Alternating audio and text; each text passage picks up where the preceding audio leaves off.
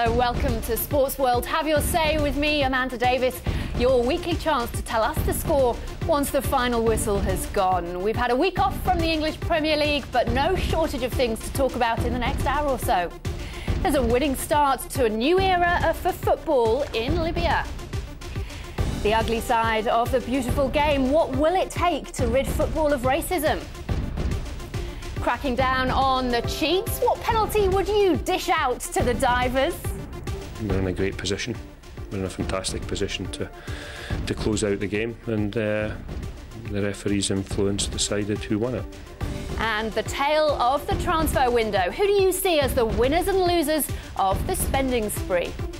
Yes, we've got Blackburn's Jason Roberts joining us from Manchester this week, and former England, Ivory Coast and Mexico boss Sven Goran Eriksson will be with us as well in a short while. But this is your programme. Please do get in touch in all the usual ways. But before we go any further, let's get a summary of the latest news.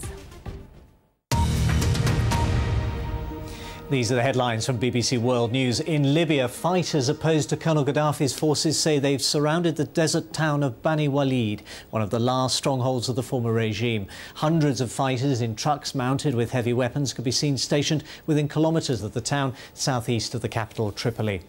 The opposition say they are now sure that one of Colonel Gaddafi's sons, Hamiz, has been killed near Tripoli and buried near Bani Walid. Hamiz Gaddafi was the commander of the best trained and equipped brigade in the Libyan military, popularly known as the Hamiz Brigade. Reports of his death first surfaced on Monday, but he's been reported dead twice before, only to reappear.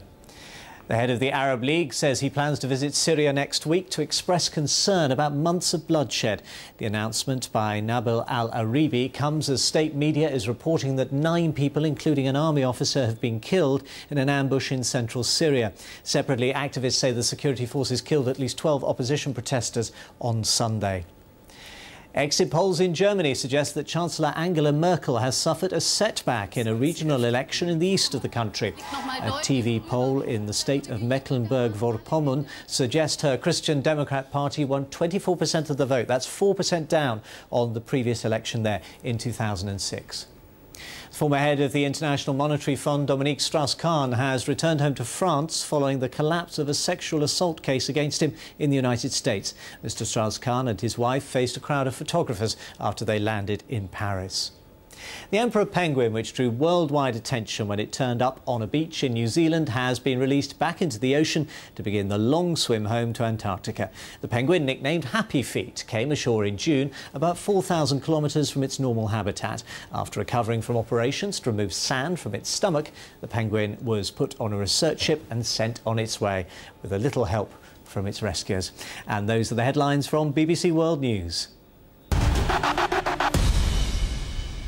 You're watching Sports World. Have your say with me, Amanda Davis. We've got an international feel to this week's show. We've got Blackburn's Jason Roberts with us from Manchester, and we've got Sven Goran Eriksson joining us shortly.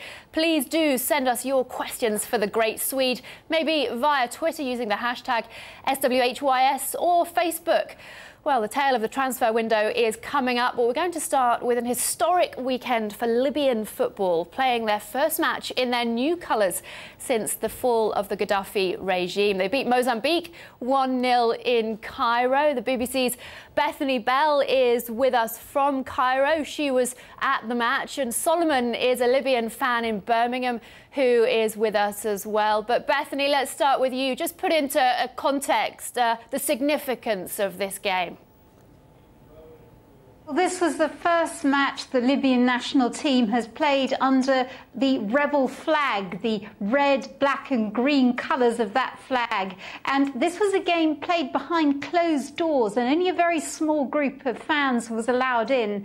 But nonetheless, victory was very, very sweet for them, and they were up shouting cries of Libya, God is great. And one man told me after the match was over that this was a moment of truth, and it was the time when the real Libya was coming out. So despite the fact that Libyan football used to be extremely identified with the Gaddafi government, the players, certainly here in Cairo, were telling me they felt this was a new era for Libyan football. Solomon, how did it feel for you sitting watching the scenes from Cairo? It was an emotional moment for me. It was one of my moments I will never forget. When you see your football team, who we are all supporting the team, playing outside Libya and winning a very strong match. Very important match to Libya. Actually, the match was important for Libyan soul, for Libyan emotional, to give the message to all Libyan: we are one. We will be better in the future. We will have a dream, and we will reach African Cup, and we will build a new Libya based on justice and fair play. That's the message of the match yesterday, and I can't explain more about the feeling yesterday. It was amazing moment in Libya, with my family, with my friends, over all Libya, Tripoli, Benghazi, Sirte, El Beida, Darna. All people was supporting and watching, and all of them crying, happy for this victory. Bethany, did you get a chance to speak to any of those fans who were at the game? Not in the game, because I did. They were very emotional, very similar reactions to Solomon. One man told me he'd been waiting for this for so long, and he said that Libyans are passionate about football, and that for him, if Libya can get into the finals, he said that he thought that they could perhaps put the whole of the past behind them and concentrate just on the game. So I think a very special occasion in Cairo last night. That was a game that was seen by just a very few people. A big group of Libyan fans had gathered outside the stadium, but they weren't allowed in for security reasons. But they were out there cheering as the players drove in and out. And it was interesting talking to the players as well. A lot of them were talking about this new era of hope, but a couple of them were reluctant to talk about politics. And because this is a game that was so overshadowed by the Gaddafi government, I think there are still sensitivities among the players, but in general this was a moment of rebirth, as one of the fans told me, a moment they felt a new beginning for Libya and for Libyan football.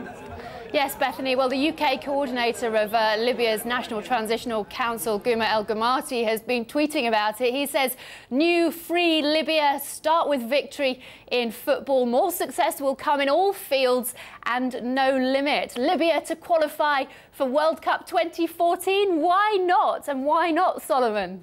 There is no impossible in football now, and we did the most hard thing in the life. We removed Gaddafi regime. Now we can start build a new football team. We will choose the best player in Libya to represent us, and we will reach African Cup first, and we will qualify to Brazil 2014. The amazing thing in yesterday's game, this is the first time, at least in my life, 34 years now, the first time I feel this player representing me, not representing Gaddafi. You know, before that, Gaddafi was Gaddafi's sons were choose the players who will play and who not. But yesterday, we feel as this our team representing us, and we were very happy and supportive for these guys. And we thank them very big thank you to what they did yesterday.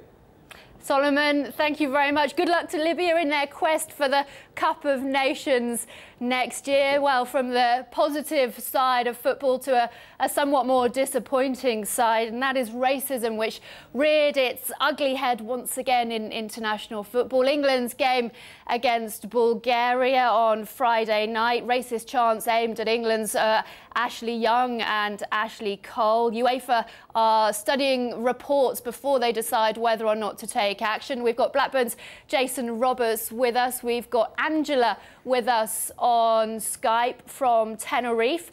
And we have the Kevin Miles, who's a representative of the English Football Supporters Federation. Kevin, you were at the game. What was the level of this racism? Well, to be honest, we were aware of it, but it wasn't a dominant feature for a lot of the English fans during the course of the game, particularly in the first half, partly because of the noise that was being generated ourselves during the course of the match. But we certainly became aware of it more so as the match went on. And clearly it's become an issue of for the players themselves, and it's absolutely unacceptable. It has no place whatsoever in football. And I think that has to be clearly stated from the start. And I want to get right out in the open, right from the beginning as well. There was also some chanting from the English fans, which I don't think stands up to much scrutiny, covers as much glory. Anti-gypsy chanting, which I think a lot of people might not have known what they were doing, and luckily the Bulgarians probably didn't understand what was going on. But that's not acceptable either. Yeah, well, this is obviously a very emotive issue, and there's been a tweet from former Charlton Athletic player Jason Ewell. He says, when are UEFA and FIFA going to throw teams out of competitions instead of petty fines for racist chanting? Jason, do you think it's dealt with well enough? I don't think it is, because obviously the situation is still prevalent. It's still happening. Something has to be done. It's not good enough that you give out little fines. People have to know that this can't happen in the year 2012. What really worries me is the championships coming up in Poland and Ukraine, and we can't allow this to happen in the European Championships because we don't want it to overshadow from the football. But at the same time, there's no reason why the black players have to put up with this. And you've seen players walking off the pitch. I hope it doesn't come to that, but something needs to be done, and it needs to be done now. What's your experience of it as a player? Yeah, I've had it happen to me. I've had the monkey chants and the random sort of insults is one thing, but when you have a monkey chants or the whole crowd or a large section of the crowd doing something over a long period of time, that's when it becomes even worse. And people have to know that it's not acceptable. I realise that in some different regions there are social issues as to why this could happen, but people have to understand when they come to a football game, there's certain things that you can and can't do, and racist chants are one of them. Kevin, do you think there's been any improvement? In a lot of countries there has, but I think Jason's quite right that, you know, there are still whole areas of the world. Eastern Europe is a particularly problematic area where there's still a lot that needs to be done. And I think, the step one in all of these countries is for a recognition of the fact that there's a problem. And even today, we still have the football federations in various different countries denying that there's an issue with this particular problem. Even in Ukraine, which is hosting the European Championships, as has been mentioned, there's a general denial that there's a problem. And it's seen as outside interference, outsiders trying to criticise. Now, that's not the point. And I think it's about time that FIFA and UEFA looked at what the prevailing atmosphere is and what the experience is of racism in these countries as one of the criteria that they take into consideration before they reward a country with a tournament. Because it is an honour to host a football tournament. You saw the fuss that there was about England not getting the bid. You can see how important it is to countries. But why reward a country with a tournament if they cannot have the basics in place of making sure that people are ready to play the game in a climate where racism is not acceptable? And it's not just about opposing teams either. I don't want to hear any of these arguments about it's just banter and trying to undermine other players. One of the things that was most prevalent in Bulgaria, I noticed at the match on Friday night, was that the Brazilian-born player, so this came on as substitute, Marquinhos for Bulgaria, he was the subject of monkey chanting from the Bulgarian fans. Their own black players were victims of this, and it's a common feature in Eastern Europe. It's about time the authorities stood up and said, we're not going to have tournaments held in countries where that climate exists. Jason, do you want to come in now? You were shaking your head, I think. Yeah, because it's outrageous. Even their own players are getting these issues. And what we need to do is make sure a message is sent out that this is not allowed. Something has to be done. And it's not about a fine. It's about people being chucked out of tournaments. Because I understand that there are social issues, but it doesn't mean that the players on the pitch have to put up with this. There's a line as a human where you say enough's enough. And I hope that we don't get that in these upcoming championships. OK, stay with us. We're going to be getting the view from Bulgaria in a few moments' time. What's your view? How can football beat the problem that is racism? We'll be back in a couple of minutes.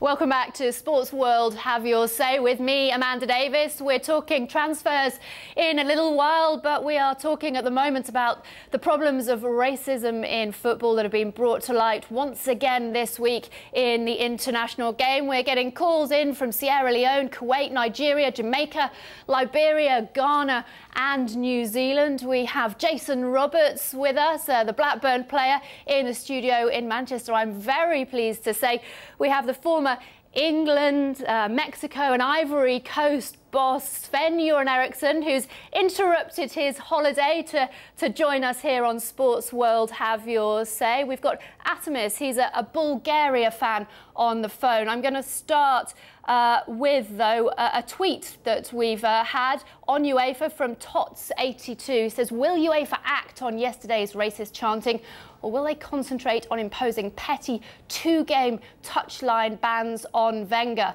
We all know. Sven Goran Eriksson, let us come to you. I know you've had experiences of racism, both at your time in Italy and as England manager. Is UEFA and FIFA tough enough on this problem? Good evening to everyone, first of all. Well, I think UEFA, FIFA, they must be very, very tough on this, and also the countries, of course, because it can't exist racism. It shouldn't exist racism in the age we're living today. It's awful. And I worked with Lazio, great club, we did great results, but we always had fans who booed black players when they played against us.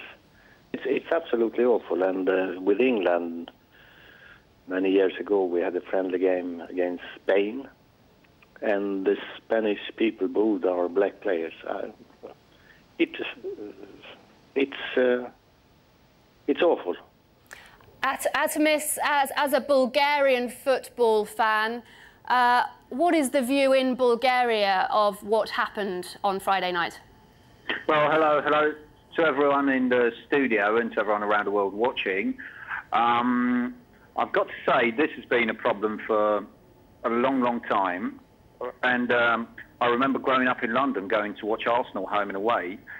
In the 80s, this used to be quite a regular occurrence in English football stadiums too. Luckily, that has been eradicated, I'd say, about 95%, maybe somewhere in the lower leagues. But I think we should take a leaf out of Britain's book on this issue because, frankly, it's been going on for a long time, and to be honest, I don't see it going away. Eastern Europe, as we all know, Spain, I mean, maybe you could say that Eastern European countries have had let's say, a tough period of about 45, 50 years where people have not really, it's been sort of a closed society, but it's still no excuse. And I think not only fines, but maybe things like points deductions maybe will sort of make people here sit up and do something about it, because to be perfectly honest, I really don't think people here take this. I think a lot of people think it's something normal, which is a bit of a disgrace. Well, yeah, a couple of interesting points you made there. One about the level of fines and punishment. The other is the place to beat this at the club level rather than the international level. Angela is a Stoke fan, lives in Tenerife, has travelled around the world watching football. Angela, is that your experience? It needs to be solved at the club level? Well, I think that would help. But firstly, my understanding is unless the referee makes something of it in his report regarding the racist chanting in the match against Bulgaria, then UEFA then have to stand up and see if they're going to tackle the problem on their own, which I'm not sure they will do.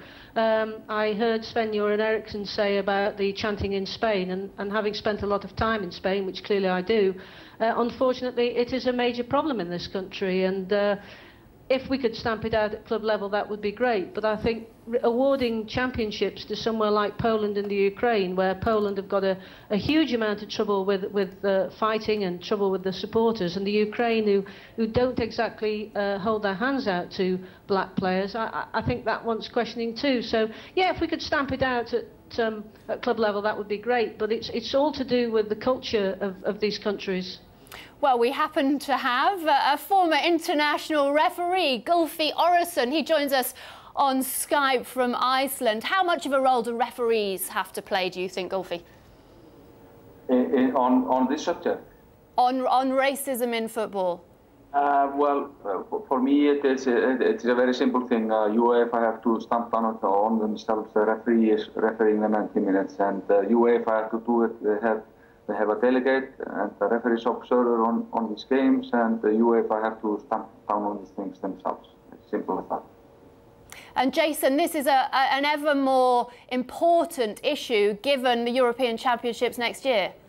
Yes, it is, and I understand some good points have been raised, especially the fact that it is endemic within some societies. When you talk about Spain, you talk about Ukraine. I believe it's the world's game, so everyone should get an opportunity to hold a tournament, but they should not be given the opportunity if you have the problem where black players are going to be booed and monkey chants and things like that. So as much as I recognise the fact that the whole world, the football belongs to the whole world, but there comes a point with racism that you have to say, no, enough's enough. And that's with the nations, that's with the clubs, and that's with the tournaments. Do you think that the fines... Amanda, can I put in a word?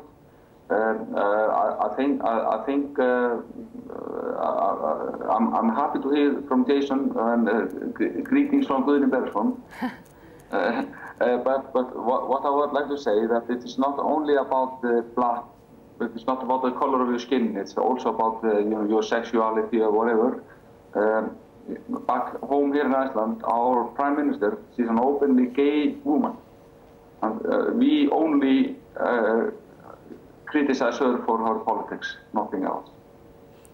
Well, you please do get in touch with us. Maybe use the hashtag SWHYS. Adam Digby in Turin has done just that. This is what he says: racism on both sides of the Bulgaria-England game. Yet watch the way Spain and Italy are condemned. Glass houses with never-ending supply of stones. Sven, of all the places that you have coached and been involved, of which there are a few, where do you see the problem being the worst at the moment? Well, I was very surprised when some years ago, as I said, we went to Spain, and because you would think that Spain is used to black players in Barcelona, in Real Madrid, and well, all the clubs in Spain, they normally take in black players. So I was very, very surprised about what happened there with the national team. But I heard the referee here before. It's difficult for the referee to take charge even of these things. He is a busy man during the 90 minutes, and he has a lot of things in his head. So, but I think when this happened, when these things happens, if it's a country or a club, they shouldn't be allowed to play at home the next 1, 2, 3, 4, 5 games, whatever it is, because we must be against it. Everyone who is in football, and even in society, normal life, it can't exist today, racism. But in the short term, do you not think that UEFA and FIFA should do more? Well, I think if that was a fact now yesterday, I wasn't at the game, so I don't know. But okay, punish the place, punish the country. I think so. OK, Sven, please do stay with us. Thank you all for getting in touch with us so far here on Sports World Have Your Say. Plenty to discuss in the next half an hour or so. Maybe give us a call using the country code 442070 83 73 33. Don't go anywhere.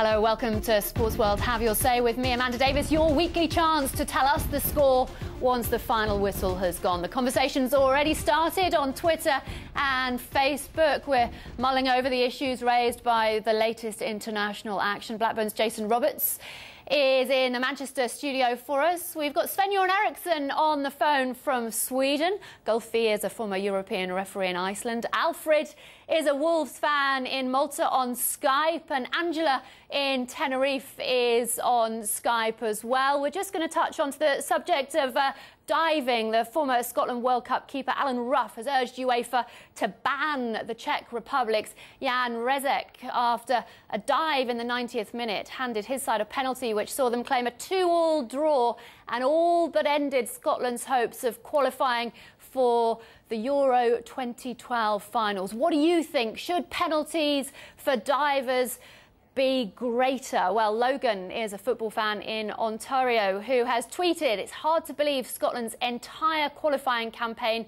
came undone by one ridiculous diver and one inept referee." And Sven Goran Eriksson, as a manager, how upsetting when it comes down to that?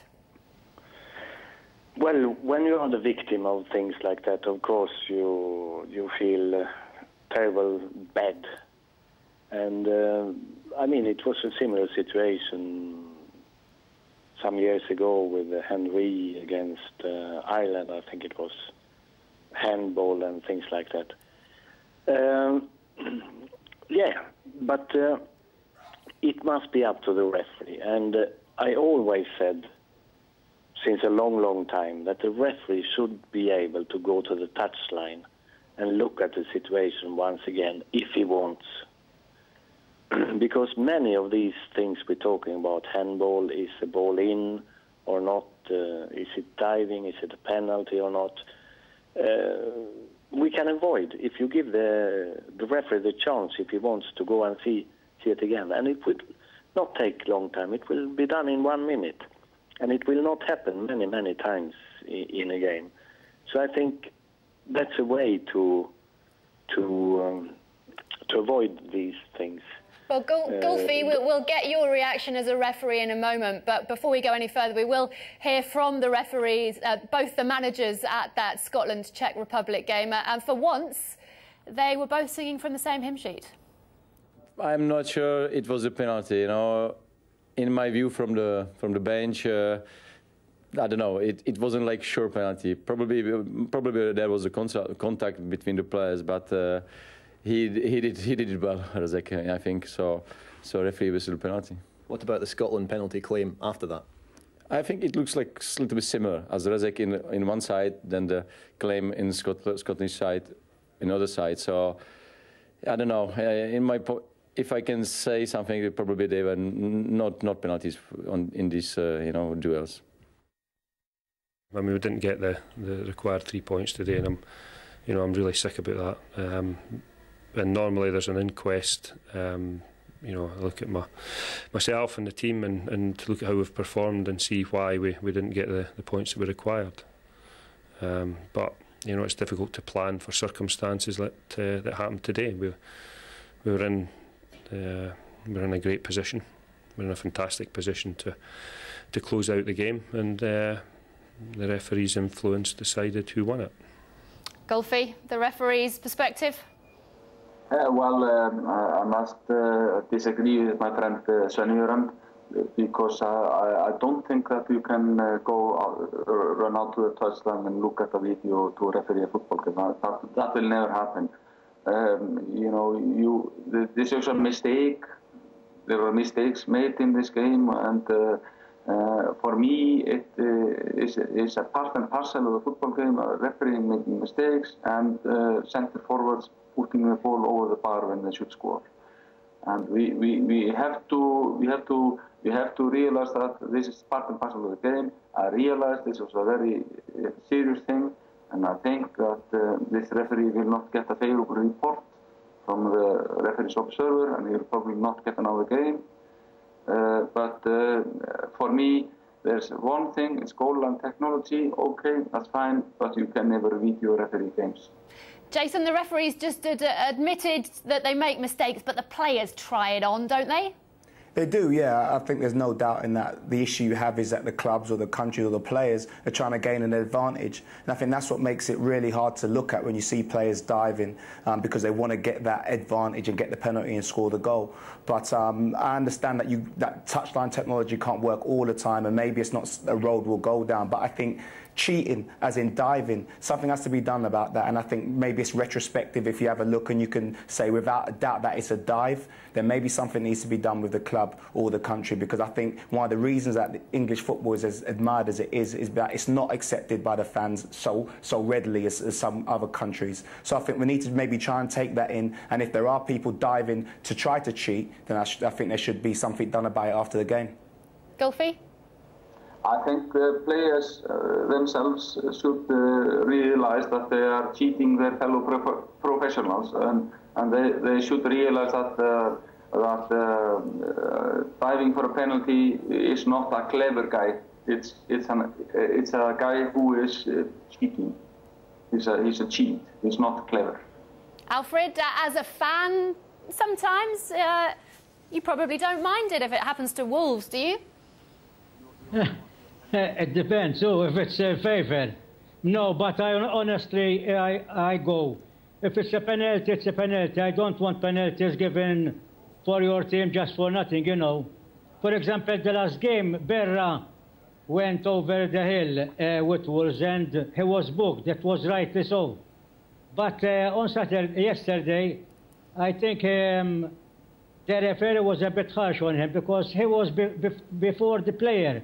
So he couldn't fall when he was going through on his own. Sven, would you ever buy a player who had a reputation for diving, or would you try and kick it out of him, as it were? Well, you don't buy players because of diving or not diving. You're buying good football players. But I think, I heard the referee there, I think it was a referee saying that you can't do that. Of course you can do that. The referee is entirely allowed to stop the game and to go to the touchline and see if he's not sure, penalty or not. Because if we don't do anything about it, we always accuse the player.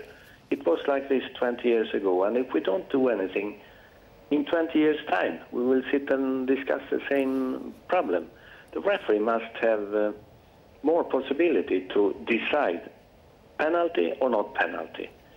The ball is in. Sven, what do you do if the game should play on? What do you do if the game should play on? If there was no penalty, what do you do?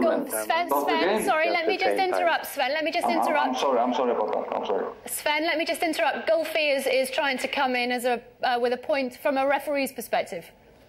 Yes. Sven, what do you do if it's not a penalty? You know, you should not stop the game if it's not a penalty. So what do? You cannot go to the touchline to find out if it is a penalty and find out if it's not a penalty. Because the law says you shouldn't stop the game. Sven, say again, Sven. Hello. Well, the referee should have the right to stop the game. He can't stop it if it's a goal, but he can stop it 10-15 seconds later. Stop it and go and see what happened there. Come on, it's not something that both teams can play like for I think because to be a referee today is extremely difficult.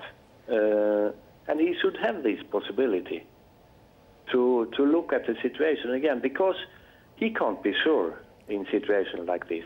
He thinks, but he's not sure. He wants to see it, okay. Give him the chance to see it then. That's when football is about keeping the game flowing. The game should not be stopped if there is no foul committed. You know that. And for me, I cannot understand how you are going to go and check on a video screen when the game should be playing behind your back. It's impossible for me. But why is it possible in other sports? Yeah, football is a fluid game, I agree to you. Football is another one sport. But if you, as a referee, want to go on like this, you will always be criticized. Because you can't see it all the time, and you have to make a decision. You and I will always be criticized, but we have to agree to disagree about that. Well, gentlemen, at this point, I'm going to bring in the female perspective to put maybe a little bit of sense in things. Angela is with us. What was the point that you wanted to make, Angela? Well, firstly, I'm a Stoke supporter, and like everybody that supports a club, you feel that you get the rough edge of the decisions. But I'd like to ask all the people there, the ref, Sven Eriksson and Jason, if they're listening, do you not think that part of the problem is players are now encouraged to take advantage and to dive in the penalty areas? I don't mean out-and-out cheating, Jason. I mean that if you're touched, you go down far too easily. And certainly if we had some referees strong enough to say, that's a dive, you're off, do you not think that would solve the problem? Jason? Well, it's a really hard one. There's a fine line between going down under a challenge and diving. I mean, you're running at top speed on these pitches, and someone gives you a little knock and you go down. That's not necessarily a dive. It's not necessarily a penalty, but you can go down. So there's a really fine line there, and I wouldn't want to be the one to make that call. Where referees are concerned, what Sven was just talking about and the referee earlier, is that other sports do it with maybe the fourth official having a look at it and then making a decision and passing it on. So I think things can be done to keep the game fluid and without stopping it all the time. Golfy? Well, I think Jason is putting in a good point there, because sometimes players fall over because they are changing direction on turn of speed and everything, and you cannot always punish players just for falling down. I'm sorry, but sometimes they are not cheating, and but for me, it's I'm thinking about it's difficult to put these things into law, like Sven is talking about. Well, it's getting heated here on Sports World. Have your say. Please do get in touch. What do you think about everything that you've heard? Maybe tweet using the hashtag SWHYS. Don't go anywhere. We'll be back in just a couple of minutes.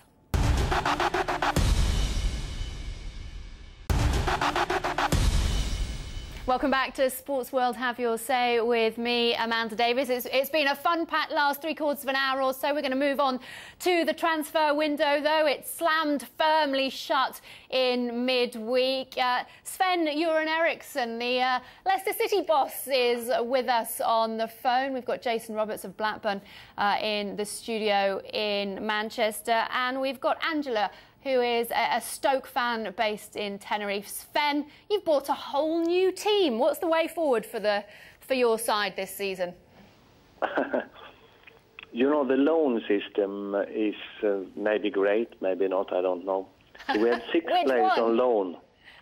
6 players on loan last season, and they all gone. So you have to put in a lot of new players, and it's been a hectic time, and I think it was better in the past. Maybe I'm old saying that the market is open all season around. Because today you will find a lot of football players not being able to have any chances to play football. And before the window closes, it's hectic, and I think many of the businesses are done less desperately. Many no, of course, but some of them, for sure, desperately. So in a word, you would like to see the back of the transfer window? Yeah, I think so, because what you're talking about now is possibility for football players to work. And that should be open for them the whole season, that they can move countries, move clubs, or whatever it is. I wonder what will happen. Sven, just before I let you go, I'm going to ask you one question that has been sent to us on Facebook. It was posted by Matthew Agar Hutton on Sports World. Have your say. He says, what would be your dream club to manage? Well, you could easily say Barcelona today, couldn't you? That'll do. We're happy with that. We will be seeing you there next season, maybe. Sven Goran Eriksson, thank you so much for joining us, and good luck with the rest of this season. We will carry on our chat. Thank you very much. Thanks, Sven. We'll carry on our chat on the transfer window, though. Jason, it's been an interesting month or so. As a player, do you agree with Sven that it should be gone? Yeah, I do agree with Sven. I think it creates a lot of uncertainty the way it's done at the moment, and like Sven alluded to earlier, towards the end it gets very, very hectic because one player moves and it sets off a chain reaction where other players are moving, and it's done in a really manic sort of way. You see with Arteta moving, Everton haven't got the opportunity to replace him, and certainly they're in a harsher situation for it. So without a doubt, I prefer the old method, but it might be like Sven said, maybe I'm just old school.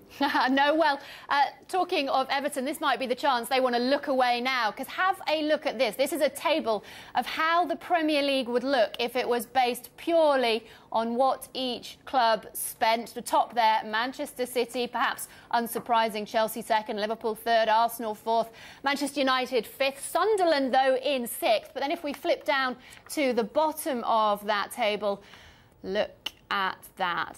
Everton, Wigan, Spurs, West Brom. It'll be interesting to see how that correlates with what happens at the end of the season. Alfred is a Wolves fan.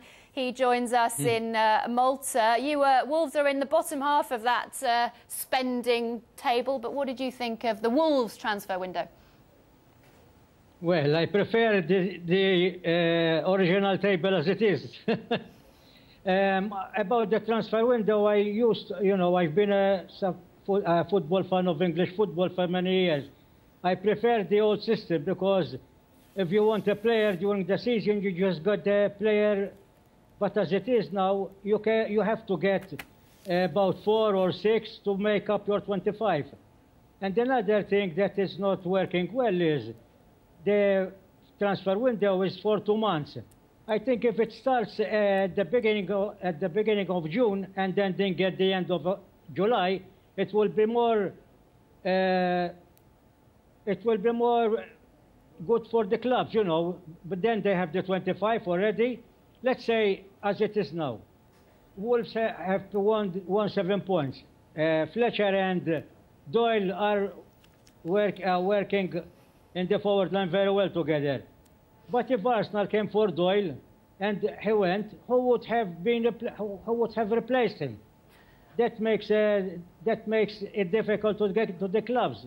I mean, not the Wolves, to every club, But as it is, I think it's better they stop the window before the season starts. That's so everybody will be knows what he has already, and nobody's taking any players, as the season has started already.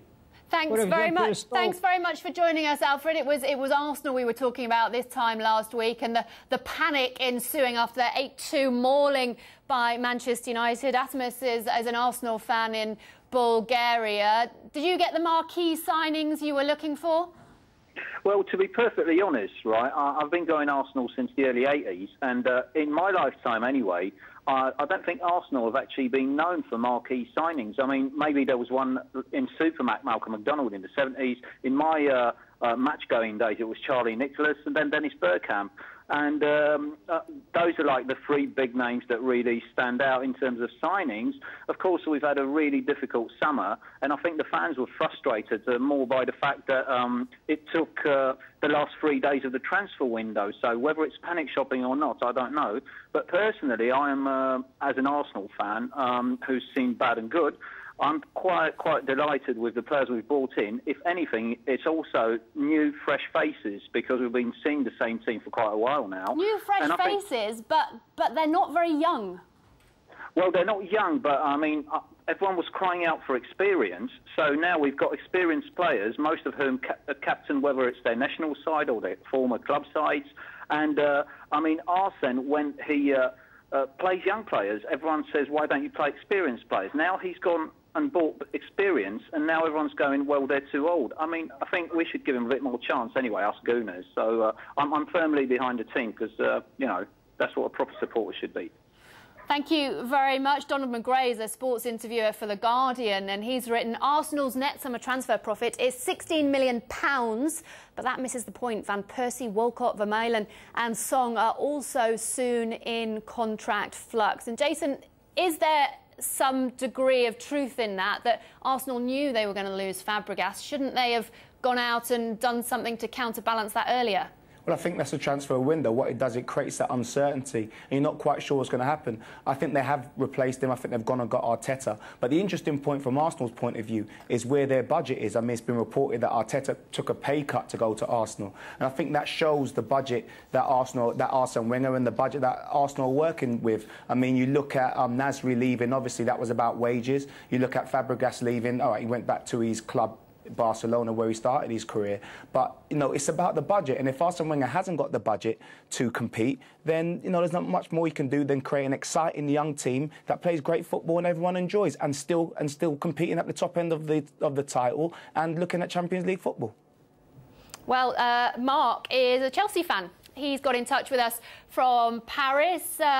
You might want to have a look at this, Mark. We've had a tweet in using the SWHYS hashtag from Francoise. She's also a Chelsea fan, says, I'm delighted we got Mireles for £12 million instead of Modric for £40 million. Enjoy having an unhappy player, Spurs. Mireles, does he do it for you? No, I prefer Modric or any other good midfielder, because currently our midfield at Chelsea is not very good. We need creative and talented midfielders to fill up in order to take on big guns like Real Madrid and Barcelona. You know, our midfield currently right now is mainly made up of Michael Essien and Frank Lampard, and Michael Essien is not at his best form, is unfit. So we need to make some big signings. We need players like Wesley Sneijder. Jason, do you think Spurs were right to hang on to Modric? Yeah, from their point of view, yeah, Modric one of the best players that Spurs have. You know, I think they made a statement there that the bigger clubs or the clubs that are going for the title can't necessarily come along and take their best players. There's other players there, Van der Vaart, Bale, and I think this sends a message out to them that Spurs are serious about competing, about getting back into the Champions League and having a go at the top four. Well, one of the big spenders on transfer deadline day anyway was Stoke. We've had a comment from Stoke fan Solomon. It says, Stoke City had a pretty decent activity in the transfer market. Stoke for 4th position in the table, question mark. I'll bet on it. Angela, what do you think? I think I'd like some of what he's on. To be perfectly honest, I agree with what everybody else has said previously, Jason included, that I'm not a big fan of the transfer window, but it was very exciting as a Stoke supporter because we're now back where we were in the 70s when we were able to compete for really good players. And Tony Pulis has made a statement of intent. I think 4th spot will be a bit too much this season, but I'd like to think that Stoke are losing the tag of a hoofball team who rely on Rory Delap's throws. And Peter Crouch, for all his height, I think is a better footballer on the ground than in the air. So it'll be interesting times at Stoke. Jason, we're running out of time, but what do you make of your new signings?